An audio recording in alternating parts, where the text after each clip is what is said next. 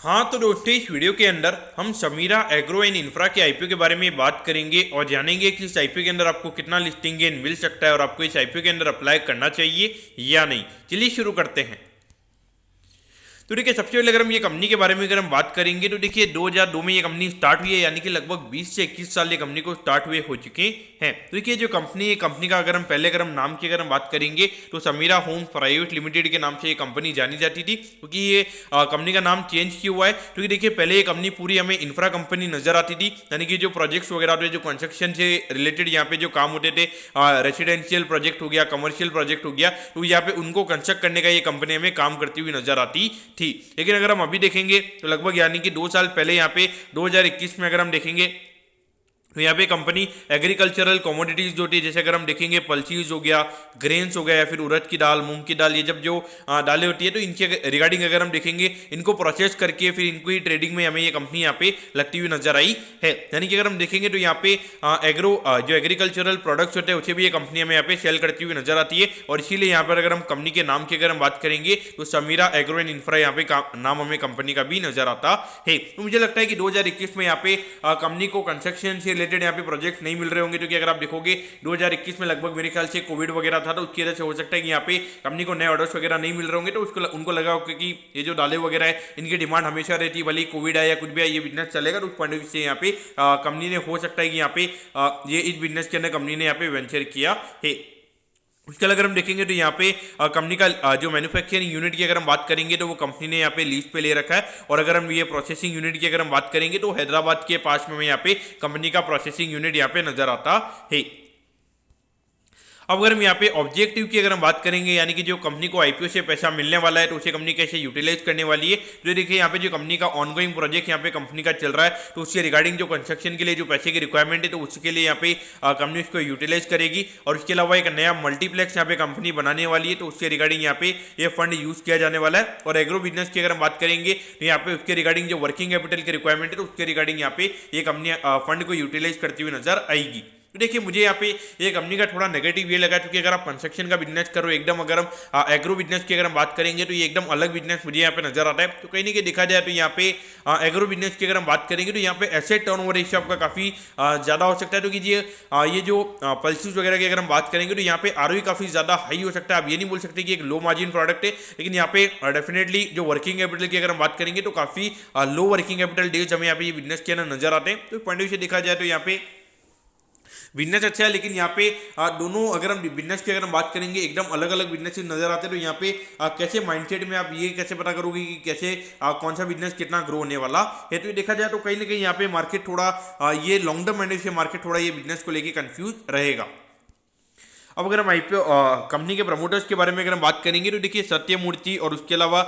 कामेश्वरी सत्यमूर्ति जी, ये दोनों में यहाँ पे कंपनी के प्रमोटर नजर आते हैं। अब अगर हम कंपनी के फाइनेंशियल्स के बारे में अगर हम बात करेंगे तो फाइनेंशियल्स तो कंपनी के अच्छे हैं। लगभग 2021 में लगभग 80 करोड़ के लगभग का रेवेन्यू का नंबर था, फिर ये नंबर 105 करोड़ के लगभग हमें होता हुआ नजर आया था। और उसके बाद अगर हम देखेंगे अराउंड 138 करोड़ के लगभग हुआ है। और अगर हम अभी 6 महीने की अगर हम बात करेंगे अराउंड 95 करोड़ के लगभग का रेवेन्यू का नंबर नजर आता है, जो कि इंडिकेट कर रहा है कि लगभग 190 करोड़ से 200 करोड़ के लगभग का रेवेन्यू का नंबर ये फाइनेंशियल ईयर में कंपनी का हो सकता है। तो अगर हम प्रॉफिटेबिलिटी की बात करेंगे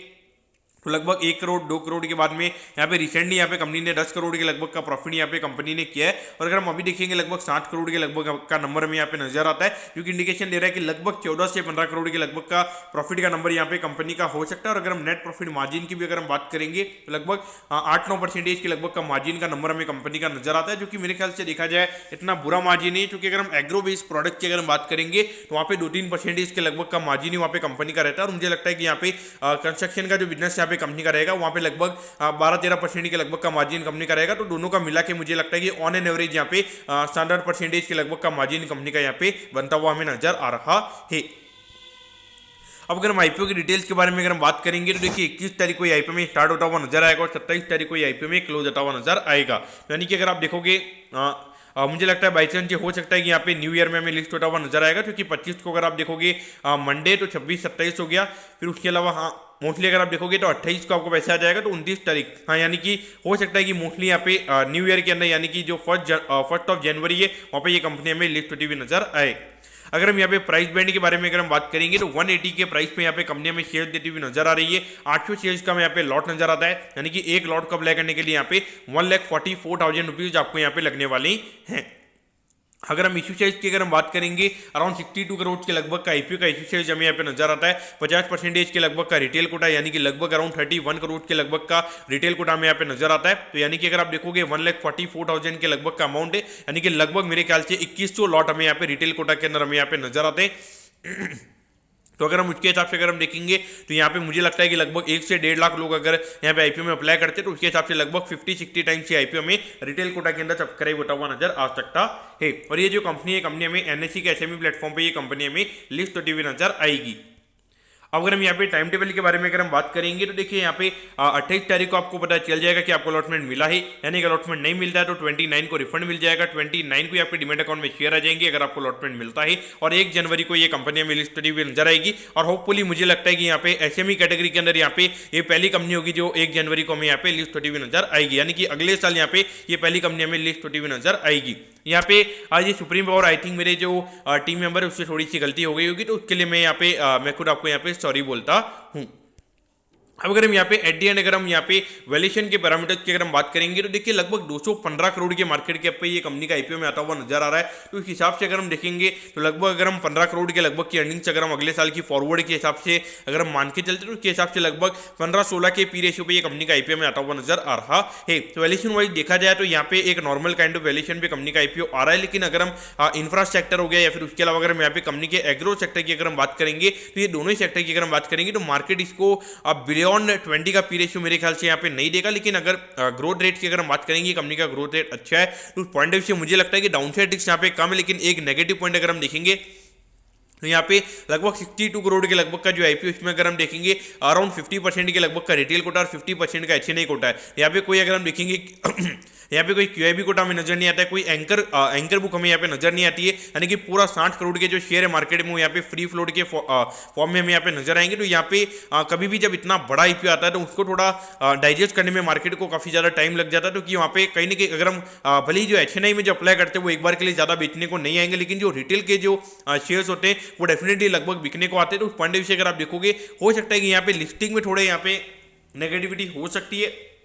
लेकिन मेरे ख्याल से फिर भी अगर आपको थोड़ा रिस्क अगर आपको लेना है तो आप इसमें अप्लाई कर सकते हो। मुझे लगता है कि अगर मार्केट अगर नॉर्मल रहता है तो उसके हिसाब से लगभग आपको यहाँ पे 5 से 10% के लगभग का लिस्टिंग मिल सकता है, लेकिन यहाँ पे ये सेफ बेट नहीं रहेगा। यहाँ पे एक बार के लिए फिर भी ये कंपनी में रिस्क रहने वाला है कि इसमें चांस रहता है कि लगभग 5 से 10% ये कंपनी नीचे भी लिस्ट हो सकती है। अगर मार्केट में कुछ भी एकदम उच्च नीच हो जाता है, एकदम से मार्केट निफ्टी में अगर 400-500 पॉइंट की अगर करेक्शन आ जाती है तो वहाँ पे हो सकता है कि यहाँ पे ये कंपनी नीचे भी लिस्ट होती हुई नजर आ सकती है। तो अगर आपको थोड़ा बहुत अगर रिस्क लेके अगर आपको करना है तो आप कर सकते हो, लेकिन मेरे ख्याल से अभी मेन बोर्ड आईपीओ इतने ज्यादा भी नजर आते हैं तो फालतू आपको यहाँ पे ऐसी जगह पैसा क्यों डालना कि जहाँ पे आपको थोड़ा नीचे खुलने का भी चांस रहता है। उस पॉइंट से देखा जाए तो मेरे ख्याल से आपको उस तरीके से देखना चाहिए। मेरा रिकमेंडेशन रहेगा, मैं खुद यहाँ पे पर्सनली अप्लाई करने वाला हूँ, मैं यहाँ पे अप्लाई नहीं करूंगा। और इसी टाइम पे अगर आप देखोगे एक सुप्रीम पावर का करके एक आईपीओ में नजर आ रहा है, वहाँ पे उसकी डिमांड अच्छी है, तो उस पॉइंट से हमारा फोकस वहाँ होना चाहिए। और उसके अलावा कुछ मेन बोर्ड आईपीओ है तो वहाँ पर हमारा फोकस होना चाहिए। तो दोस्तों मैं कहता हूँ कि समीरा एग्रो एंड इंफ्रा के बारे में आपको सब कुछ समझ में आ गया होगा। अगर आपकी कोई भी क्वेरीज है आप कमेंट कीजिए, मैं जरूर आपके कमेंट पर रिप्लाई करूंगा। ओके दोस्तों, thank you, have a nice day.